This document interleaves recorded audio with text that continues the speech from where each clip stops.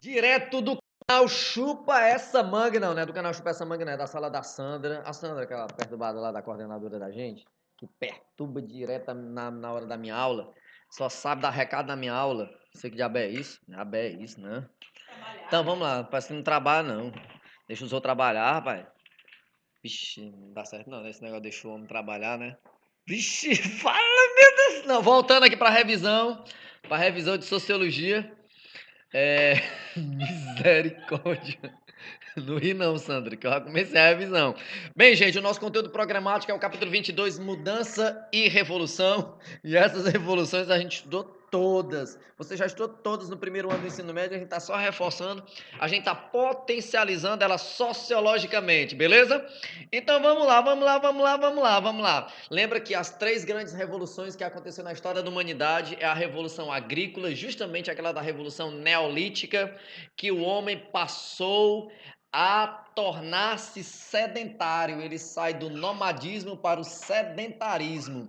E graças à Revolução Agrícola, o homem passou a praticar agricultura e, claro, domesticar o animal. Já pensou mesmo? Hoje eu vou comer carne, deixa eu ver, eu comer uma picanha, aí sai correndo atrás da vaca, né? Para poder matar a vaca, para depois, né? Não, agora é domesticado o animal, graças à Revolução Neolítica. E depois nós temos a famosa Revolução Industrial, país pioneiro, Inglaterra, até chegar à Revolução Tecnológica, tá certo? Que é justamente a do século XXI. Mas eu não posso esquecer que especificamente, como diz naquele primeiro parágrafo do capítulo 22, o capítulo da prova, o único capítulo da prova, mudança e revolução, existem revoluções mais específicas, como por exemplo a própria Revolução Inglesa, a Revolução Gloriosa. Então você não pode esquecer que isso é um fato muito importante, e aí você não pode, essa questão não pode sair da sua cabeça. Tá bom? Mas uma coisa que eu quero considerar aqui importante também, dentro do nosso contexto sociológico, é justamente o seguinte: a respeito do próprio contexto histórico, tá certo? Do surgimento da própria sociologia, porque a sociologia, gente, ela se consolida justamente como disciplina, como área de conhecimento, em resposta aos novos problemas e desafios que se desencadearam, tá certo? Por transformações sociais, por transformações políticas, por transformações econômicas e por transformações culturais. E claro, tudo isso, gente, a gente precisa de um marco histórico. Olha a história de novo. E ela se dá principalmente através da Revolução Industrial, tá certo? E a Revolução Francesa. A Revolução Industrial Britânica e a Revolução Francesa, pelo amor de Deus, né? Não é na Vigília do Távora, não, viu? É na França. Entendeu? França. Beleza? Continuando.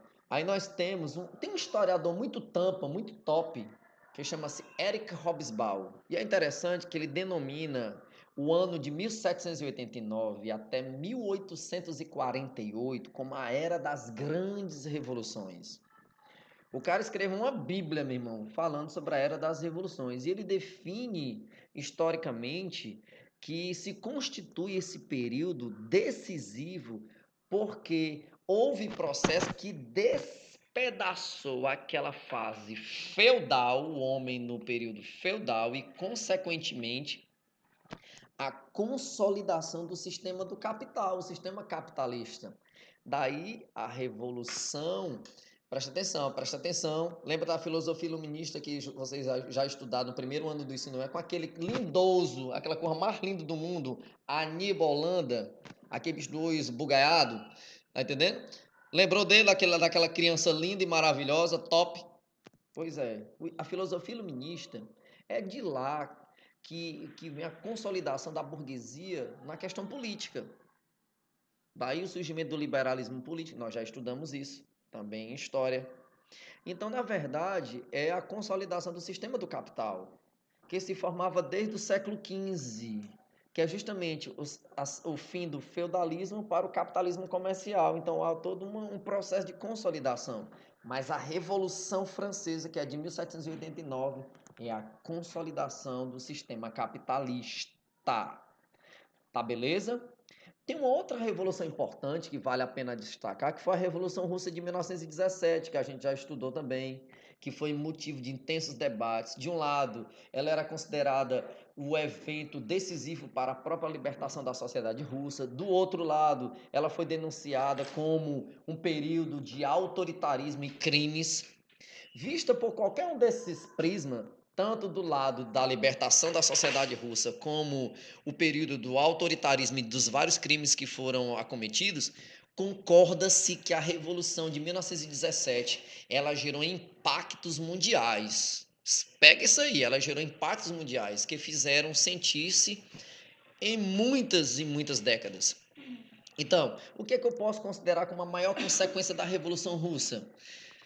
Internacionalmente falando, a formação do polo político, econômico, ideológico e militar que se tornou-se inimigo, vou dizer uma palavra linda que eu aprendi na agorinha, achei linda a palavra, antagônico. Não sei nem que diabo é isso, mas você sabe o que é, né? Contrário, antagônico ao sistema do capitalismo ocidental. O que é isso?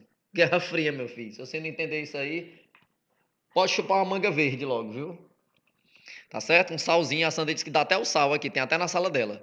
Então, representado eminentemente o bloco capitalista pelos Estados Unidos. Olha, meu Deus do céu, uma matéria consolidando a outra, que coisa linda. É o professor Jean, de História e Sociologia, adoro.com. Beleza. Uma coisa importante aqui que a gente também tem que destacar é que essas revoluções importantes, como a Revolução Russa, que é a Revolução Bolchevique, a Revolução Francesa, da burguesia francesa, né? Os partidos socialistas que foram surgindo, tá certo? O que a gente não pode esquecer é que é de fundamental importância na história do século XX é que a Revolução Russa ela alterou radicalmente a organização da sociedade, da economia, do Estado, porque ela mobilizou milhares de pessoas do campo e operariados que ocuparam o governo e iniciaram novas experiências de organização e participação política, tornando-se a grande referência para outros países que realizaram suas próprias revoluções. E foram várias as revoluções que foram desencadeadas. Beleza?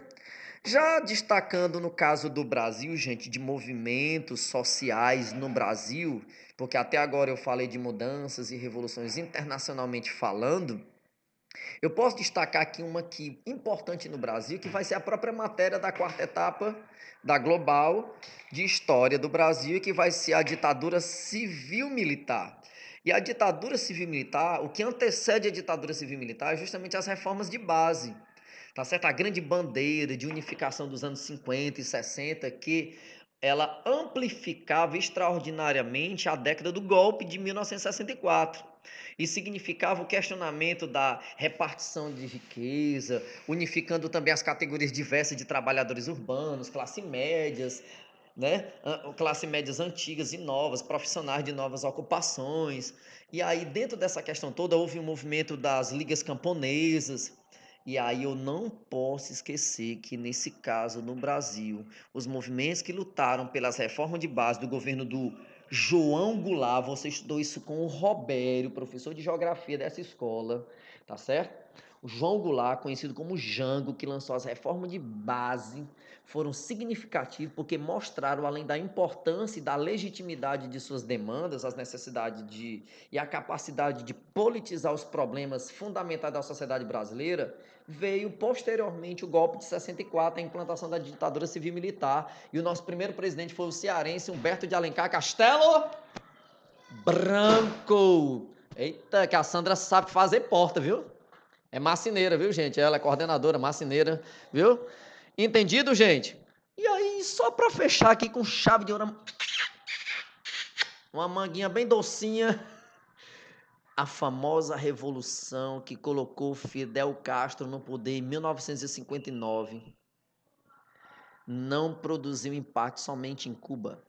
Sua influência foi além da ilha caribenha, não só em termos políticos e econômicos, mas, sobretudo, Sobretudo também que você sabe que o ser humano é um ser simbólico, sobretudo simbólicos, de modo abrangente a Revolução Cubana, ela se configurou, tá certo, num exemplo de insurreições da esquerda na América Latina, nas décadas de 60 e 70.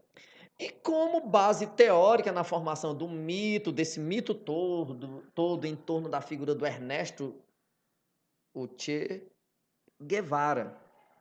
Ele acabou sendo um grande exemplo que fundamenta a Revolução Cubana de 59. Então, esses impactos não ficaram somente na ilha de Cuba, na ilha caribenha, tá certo? Então, tanto em termos políticos e econômicos, mas sobretudo simbolicamente, que é simbolizando, externando outros nomes dentro dessa esquerda, dentro da América Latina. E uma dessas figuras importantes foi o Che Guevara, o médico Ernesto Che Guevara, um médico argentino. Beleza, companheiros? Beleza, companheiras? No mais, vou me despedindo aqui de vocês e chupa essa manga!